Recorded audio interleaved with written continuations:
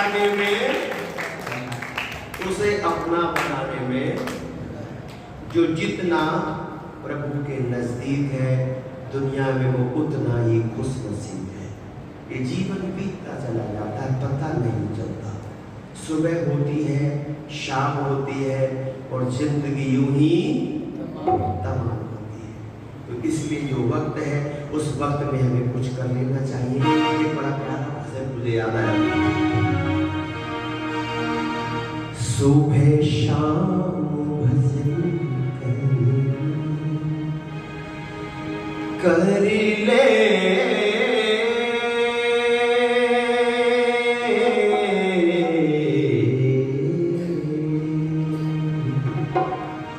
सुबह शाम भजन करे,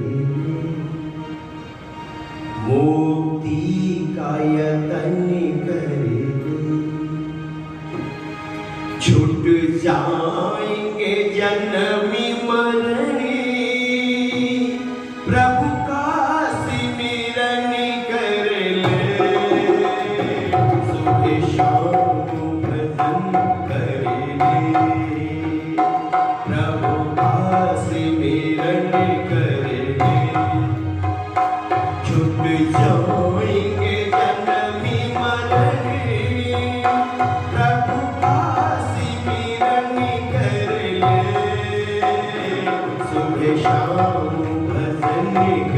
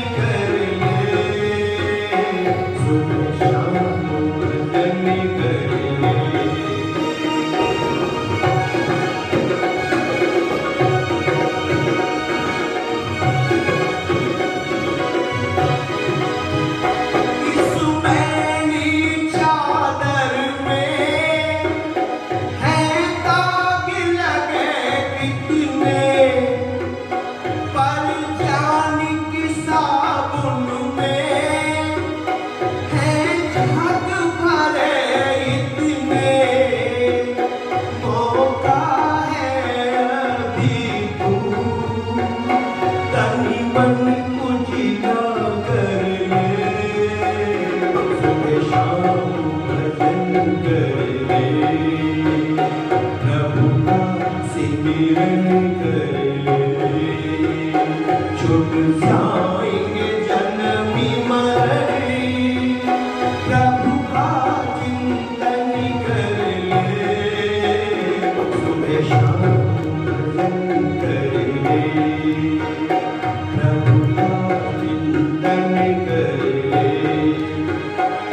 छूट जाएंगे जन्मी मरणी, प्रभु का सिमरन कर ले, सुबह शाम भजन कर ले, प्रभु का चिंतन कर ले।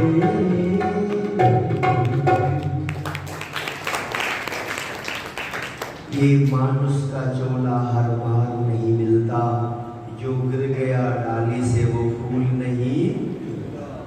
जन्म जन्म के शुभ कर्मों का होता जब तक मेल नहीं, और मानव के चोले का पाना बच्चों का है। तो एक यही जीवन ऐसा है जिसको पाकर हम समाज की सेवा कर सकते हैं, एक दूसरे की मदद और सहयोग कर सकते हैं। अगर एक गाय को प्यास लगी हो तो दूसरी गाय से पानी पिला सकती नहीं। अगर एक बैल के टांग टूट जाए तो दूसरा बैल उसकी मरहम पट्टी नहीं कर सकता।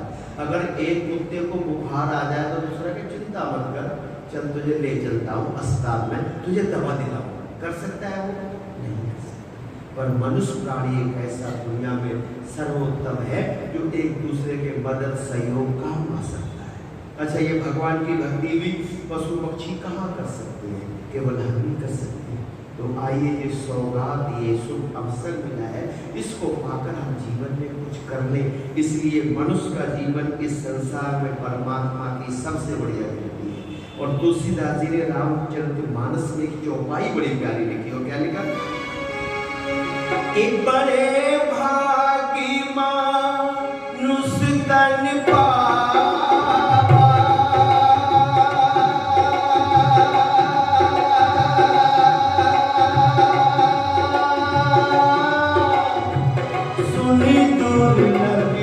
सद्ग्रंथन का ओम भजो, ओम प्यारे ओम भजो, ओम भजो, ओम प्यारे ओम भजो। बड़े भाग मानुष तन पावा, सुन दुर्लभ सद्ग्रंथन। तो ये सौभाग्य से मनुष्य का जीवन मिला है। अगर जीवन को पाकर हमने भगवान की भक्ति नहीं की, अगले जीवन की व्यवस्था नहीं की, तो हम अंधेरे में रहेंगे। बाकी जितने भी जीवन है संसार में, मनुष्य को छोड़कर वो केवल भोग ही भोगते हैं। अपने जीवन के लिए अगले की कोई व्यवस्था नहीं कर सकते। लेकिन मनुष्य एक ऐसा प्राणी है जो भोग योनि भी है और कर्म योनि भी है। हम अपने जीवन से अगले जीवन की व्यवस्था कर सकते हैं। तो ये जीवन मिला है, ये बार बार नहीं मिलता। हमने पिछले जीवन में शुभ कर्म किए थे, तब हमें भगवान ने मनुष्य बनाया। और ये मनुष्य जब जीवन मिला है, देह मिली है, इसको हम पाकर अच्छे जीवन से काम करने की कोशिश करें, प्रयत्न और प्रयास करते आगे बढ़ते जाएंगे। तो ये जीवन भी अच्छा होगा और अगला जीवन भी बढ़िया होगा। इसलिए किसी ने कहा है, कमाले धर्म धन प्यारे, सफर में काम। बाकी तो सब कुछ यही रह जाएगा। ये फिलॉसफी, ये चिंतन इस युग के, इस धरती के बहुत बड़े महामानव हुए, जिनकी आंख में मानवीय दृष्टिकोण था, जिनके हृदय में एक दर्द था, एक हमदर्दी थी, एक कशिश थी, संवेदना थी, जो दूसरे को दुख देकर दुखी हो जाते थे। किसी रोते को देखकर उनकी आंखों में आंसू बह जाते थे। जब मध्य प्रदेश में होशंगाबाद के उस जंगल में मेरे ऋषि गुजर रहे थे, चांदनी रात की एक मानो रही थी, उस आवाज में बड़ा दर्द था। कुछ दर्द ऐसा, कुछ लोग ऐसा रोके सुनकर आंखों से अपने आप आंसू गिरते हैं, क्योंकि दया बिन संत कसाई। जिसके हृदय में दया नहीं वो कसाई जैसा है। जिसके हृदय में हमदर्दी है, प्यार है, दर्द है, कशिश है, संवेदना है, वही भगवान के नजदीक है। ऋषि ने देखा वो रो रही है, माँ तेरा रोने ने मुझे विचलित कर दिया, परेशान कर दिया, तुम क्यों रो रही हो? कहा ऋषि रोना ही है जीवन भर। एक ही बेटा था, वो भी पकड़ लिया इन पापियों ने। आज पूर्णिमा है और मेरे बेटे की बलि दे देंगे। आगे एक देवी का मंदिर है, मठ है, वहां वो ले गए पकड़ के, कपड़े पहना दिए बलि के, और उसकी बलि देने वाले हैं। कुछ ही देर में मेरा बेटा मुझसे सदा के लिए दूर हो जाएगा। वही मेरे जीवन का एक सहारा था। अब तो जीवन भर रोना ही है, मैं क्या करूँ स्वामी जी? स्वामी जी ने कहा रो मत, मैं तेरे बेटे को बचाता हूँ और गए और उनसे कहा, देखो इसकी बलि देनी है तो बलि दे दो।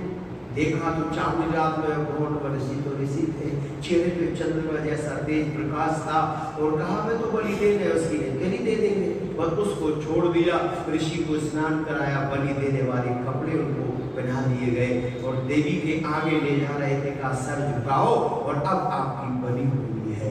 पर जब वहां पर राजा ने बैन लगाया था कि अब ये प्रथा बंद होनी चाहिए, तो देखो चांदनी रात है, पूर्णिमा है, कहीं कोई दे तो ना दे देवी के मंदिर को बलि।